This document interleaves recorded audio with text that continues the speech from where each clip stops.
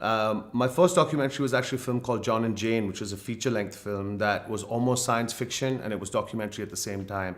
And and this film is, of course, on one hand, a traditional portrait of an artist, but on another, it's also about remaking a lost film together with an artist who's very old and who's actually beginning to forget how he made the film to begin with, you know? So, like when you start thinking about documentaries, especially in relation to things that are not concrete, like, oh, this is not a documentary on World War II, it's a documentary on memory, you know, something which is a little bit more difficult to capture. I think that's when it gets interesting for me, you know, like a documentary about feeling, about loss. And it's quite different from making a historical documentary, you know. So that's kind of what I was exploring with this film.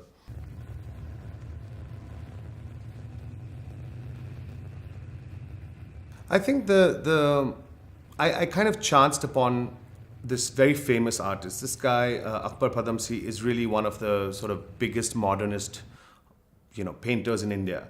And I actually personally always found him and that whole world to be very oppressive to like my generation. I always thought of them as very, you know, maybe conservative and establishment, you know. But I actually discovered that he made these two experimental films that he never talked about. In fact, nobody knew that he made the second one. He just made one film that he was curious about. In 1968, he made a film which was just with lines. And it was literally very abstract. It was probably one of the only abstract experimental films ever made in India. And he tried to show it, and then everyone laughed at it and said, "Don't show this, stay with your painting. That's good." And actually, that's when I realized that this guy is actually much more radical than I realized. His real work was in these experimental films and not as the painter for me. But how do you make a film about a painter who wants to make experimental films and nobody will let him? And as a result, that first film, there's no print that exists. And he also happened to tell me about a second film, which is called Events in a Cloud Chamber. And it's also the title of the film I made with him. About a film that he made that he was so kind of embarrassed of that he never showed, and he lost it and it's gone. And this was a moment that could have started a whole experimental film movement in India, and it never did. Now, how do you make a documentary about that? There's no documentation, there's no archival stuff. The films you're talking about, one of them is lost, nobody remembers seeing it. All I have is an invitation card for the screening in 1974, that's it, with the time, that's it. And the first film doesn't have a negative. So, you know, you're making a movie or a film out of almost nothing. So then you have to be really loose about where you're taking material from, you know. So I used my own grandfather's home movies, you know, which were from the 50s, from the same time. Archival footage from the state archives, you know, whatever bits and pieces. So it becomes a very different kind of process because there is no photographic history. You have to kind of remake it from anything you can find. And it becomes, in a way, more dreamlike then, you know.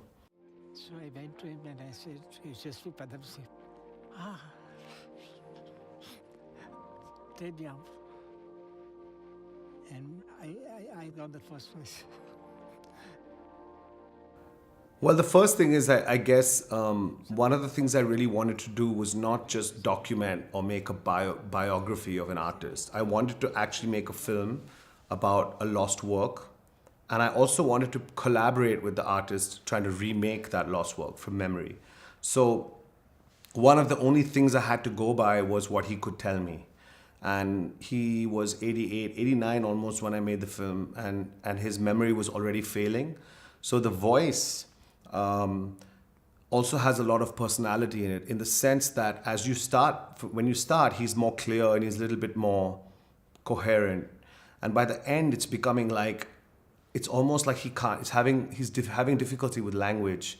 So the voiceover was not only like informational, it was also to give it a kind of emotional tone, you know, the sense that he's frustrated that he can't even complete sentences. He cannot even remember how that lost film was made. He doesn't remember where it went, you know. And then when we made the film together and he saw it, he couldn't even remember if the film looked like that. he just was like, I think it looked kind of like that. But I could tell that it was too hard for him. So language and voiceover is also used in a way which is quite destabilizing. It's not the voice of God voiceover of a documentary. It's actually very subjective. It's very loose, and you don't know whether to trust it, whether to believe it, you know? So I thought the voice is playing a kind of tonal role in the film. In some way, I feel that it's a dialogue with myself. And perhaps it is so with everybody.